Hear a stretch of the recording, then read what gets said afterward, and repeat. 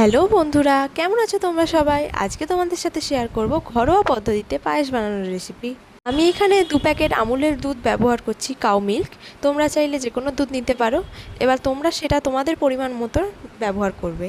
আমি 2 প্যাকেট আমুল দুধকে ভালো করে ফুটিয়ে মেরে নিচ্ছি। যখন ফুটে ফুটে দুধটা 4 ভাগে 3 ভাগে এসে দাঁড়াবে, তখন ভেজে রাখা চালটা আমরা দিয়ে দেবো। আগে থেকে আমি এই চালটা ভেজে রেখেছিলাম ঘি দিয়ে অল্প।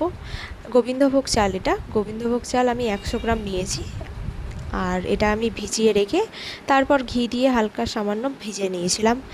আর এই চালটা দিয়ে এবার নাড়তে থাকবো, বসতে দেওয়া যাবে না, মিডিয়াম ফ্লেমে রেখে ধীরে ধীরে নাড়তে থাকতে হবে। তারপর আবারও বেশ খানিকটা দুধ ফুটিয়ে মেরে নিতে হবে। আর আমি এখানে নিয়ে নিচ্ছি আমুল স্প্রে বা গুঁড়ো দুধ পাউডার 1 প্যাকেটের মতো।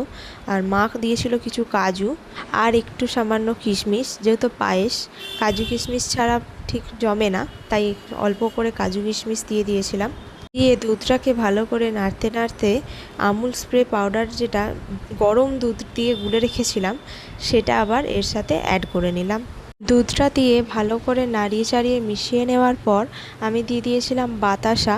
তোমরা চাইলে চিনি ব্যবহার করতে পারো মিষ্টির জন্য। আর নামানোর কিছুক্ষণ আগে 4-5টা এলাচকে একটু সাঁড়াশে দিয়ে চিপে নিয়ে এতে অ্যাড করে দিলাম এলাচ ফ্লেভারটার জন্য। আর এভাবেই গরম গরম পরিবেশন করে ফেলুন ঘরোয়া পদ্ধতিতে পায়েস।